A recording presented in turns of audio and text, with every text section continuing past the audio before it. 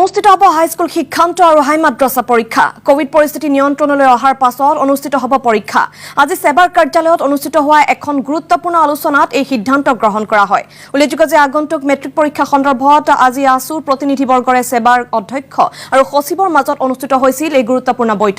বৈঠকত উপস্থিত আছিল আসুৰ মুখ্য উপদেষ্টা সমুজ্জ্বল ভট্টাচাৰ্য দীপাংক নাথ শংকৰ জ্যোতি বৰুৱা 5 দিনৰ পিছত সেবাৰ কৰ্তৃপক্ষৰে পুনৰ আলোচনাত বহিব আসু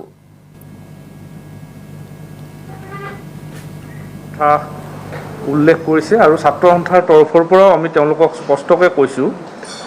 যে এই পেণ্ডেমিকৰ সময়ত কোভিড সিচুৱেশ্যনটো হামকটাৰ লগে লগে পৰীক্ষা অনুষ্ঠিত কৰা সন্দৰ্ভত সিদ্ধান্ত ছাত্ৰ ছাত্ৰীক জনোৱাটো উচিত বুলি কৈছো আৰু তেখেতসকলেও কৈছে যে এই সিচুৱেশ্যন কিছু কমাৰ পিছত তেওঁলোকে ছাত্ৰ ছাত্ৰীসকলক পৰীক্ষা অনুষ্ঠিত হোৱাৰ সময় তেওঁলোকে নিৰ্ধাৰণ কৰিব আৰু ছাত্ৰ ছাত্ৰীসকলক কেইখন পেপাৰৰ পৰীক্ষা ছাত্ৰ ছাত্ৰীসকলৰ বাবে অনুষ্ঠিত হ'ব এই সন্দৰ্ভতো তেওঁলোকে সিদ্ধান্ত লৈ পেলাই ছাত্ৰ ছাত্ৰীসকলক জনাব আমি অহা 5 দিন পিছত পুনৰ সেৱা কৰ্তৃপক্ষৰ লগত আমি আলোচনা অনুষ্ঠিত কৰিম কাৰণ বিষয়টো অত্যন্ত গুৰুত্বপূৰ্ণ যোৱা কেইদিনত যথেষ্ট ৰোগবিধ সংক্ৰমিত হৈছে গতিকে এই সময়ত আমি সিদ্ধান্ত লোৱাটো এটা প্ৰিমেচিউৰ্ড কথা এটা হ'ব আৰু ছাত্ৰ ছাত্ৰীসকলে যাতে কোনো কাৰণত সংকাত নভোগে পৰীক্ষা অনুষ্ঠিত হ'ব তাৰ বাহিৰে সেৱা কৰ্তৃপক্ষৰ হাতত আন কোনো উপায় নাই কাৰণ CBSEৰ তৰফৰ পৰা যিদৰে তেওঁলোকে পৰীক্ষা অনুষ্ঠিত নকৰিলেও তেওঁলোকে ফলাফল ঘোষণা কৰিব পৰা ব্যৱস্থা আছে কিন্তু আমাৰ সেৱাৰ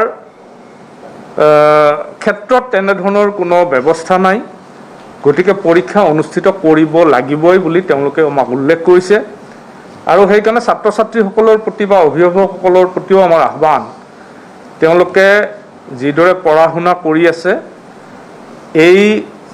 কোভিডৰ পৰা নিজৰ স্বাস্থ্য ৰক্ষা কৰিও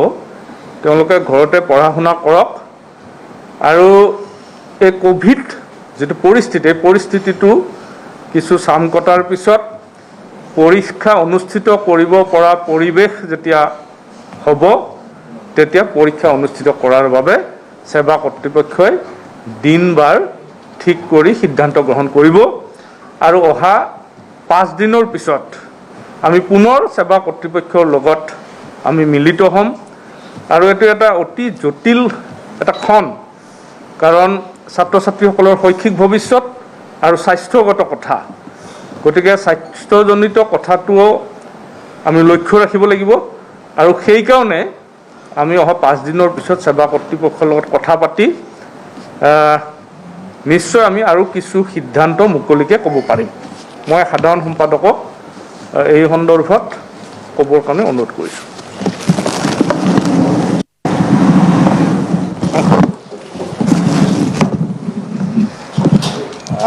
সন্মানীয় সংবাদ মাধ্যমৰ কৰ্মীসকল আজি সেৱাৰ অধ্যক্ষ সচিব আৰু তেওঁলোকৰ বিষয়ববীয়াৰ লগত আমাৰ ছাত্ৰ সন্থাৰ আলোচনা অনুষ্ঠিত হৈ যায় ছাত্ৰ ছাত্ৰীসকলৰ জীৱনৰ এটা গুৰুত্বপূৰ্ণ পৰীক্ষা আমি সকলোৱে জানো যে হাইস্কুল শিক্ষান্ত পৰীক্ষাটোৰ ওপৰত ছাত্ৰ ছাত্ৰী অভিভাৱক বা অসমৰ সকলো ৰাইজে দৃষ্টি নিবদ্ধ ৰাখে গতিকে এই পৰীক্ষাটো এই মহামাৰীৰ কাৰণে এবাৰ কেনেকৈ অনুষ্ঠিত হ'ব বা কি পৰ্যায়ত অনুষ্ঠিত কৰিলে ছাত্ৰ ছাত্ৰীসকলে উপকৃত হ'ব সেই কথা বতৰাখিনি আজি ইয়াত আলোচনা কৰা হৈছিল আৰু আমি ছাত্ৰ সন্থাই সেৱা কৰ্তৃপক্ষৰ লগত কথা বতৰা পাতি আমি এটা কথা গম পাইছোঁ যে সেৱা কৰ্তৃপক্ষই এই পৰীক্ষা অনুষ্ঠিত কৰিবৰ কাৰণে ইতিমধ্যে প্ৰস্তুত হৈ আছে এই মহামাৰীৰ পৰিস্থিতি কিছু উন্নত হ'লেই বা স্বাভাৱিক অৱস্থালৈ আহিলে তেওঁলোকে পৰীক্ষা অনুষ্ঠিত কৰিব পাৰিব আৰু আটাইখিনি প্ৰক্ৰিয়া ইতিমধ্যে তেওঁলোকে প্ৰস্তুত কৰি উলিয়াইছে গতিকে আমিও সেৱা কৰ্তৃপক্ষৰ লগত কথা পাতি এটা কথা গম পালোঁ যে পৰিস্থিতি উন্নত হোৱাৰ লগে লগে যিহেতু পৰীক্ষা অনুষ্ঠিত হ'ব, গতিকে ছাত্ৰ ছাত্ৰীসকলে এই পৰীক্ষাটোক লৈ তেখেতসকলৰ যি পঢ়া শুনা, সেই পঢ়া শুনা আমি চলাই থাকিবৰ কাৰণে আহ্বান জনাম। আৰু শিক্ষামন্ত্ৰীয়ে কোৱা কথা বতৰাবিলাকো ইয়াত আজি আলোচনা হৈছিল। আমি সংবাদ মাধ্যমত দেখিছিলোঁ যে 3টা বিষয়ত নে 6টা বিষয়ত অনুষ্ঠিত হ'ব। সেই কথা বতৰাখিনিও আমি কিছু পৰিমাণে আলোচনা কৰিছিলোঁ। গতিকে এতিয়াও এটা সিদ্ধান্তত যিহেতু উপনীত হোৱা নাই, আমিও ছাত্ৰ সন্থাই কিছু সময় বিচাৰিছোঁ। এই ক্ষেত্ৰত আমি বিভিন্ন শিক্ষাবিদ, ছাত্ৰ সমাজৰ লগতো আমি আলোচনা কৰিব লাগিব। ছাত্ৰ ছাত্ৰীসকলৰ মনৰ ভাৱ কি, এই কথাখিনি আমি ছাত্ৰ সন্থাই গম পাব লাগিব। অভিভাৱকসকলৰ মনৰ ভাৱটো আমি গম পাব লাগিব যে তেওঁলোকে ছাত্ৰ ছাত্ৰীসকলক পৰীক্ষাত বহিবলৈ দিবনে নিদিয়ে মহামাৰীৰ সময়ত। এই কথা বতৰাখিনি আমি গম পাই আমাৰ যি সিদ্ধান্ত, সেই সিদ্ধান্ত আমি 4 পৰা 5 দিনৰ ভিতৰত সেৱা কৰ্তৃপক্ষৰ লগত তেওঁলোকক জনাম বা তেওঁলোকৰ লগত পুনৰ আলোচনাত মিলিত হ'ম। তাৰপিছত আমি আশা ৰাখিছোঁ যে সেৱা কৰ্তৃপক্ষই আমাৰ যি সিদ্ধান্ত বা তেওঁলোকে বিভিন্ন কৰ্তৃপক্ষৰ লগত আলোচনা কৰিছে, ছাত্ৰ সন্থাৰ লগত যেনেকৈ আলোচনা কৰিছে, বিভিন্ন শিক্ষাবিদৰ লগতে কথা বতৰাখিনি আলোচনা কৰিব। তাৰপিছত এটা সুস্থিৰ সিদ্ধান্তত উপনীত হ'ব। কিন্তু আমাৰ ছাত্ৰ সন্থাৰ ফালৰ পৰা আমি এটাই কথা সেৱা কৰ্তৃপক্ষক আজি আহ্বান জনাইছোঁ যে প্ৰথমতে ছাত্ৰ ছাত্ৰীৰ স্বাস্থ্যজনিত যিবিলাক কথা, সেই কথা বতৰাখিনিৰ ওপৰত গুৰুত্ব দিব লাগিব। তাৰপিছত এই মেট্ৰিক পৰীক্ষাটো পাতিবৰ কাৰণে তেখেতসকল যিহেতু সাজু হৈছে বা ক'ভিড পৰিস্থিতি উন্নত হোৱাৰ লগে লগে তেখেতসকলে মেট্ৰিক পৰীক্ষা যিহেতু আয়োজন কৰিব বা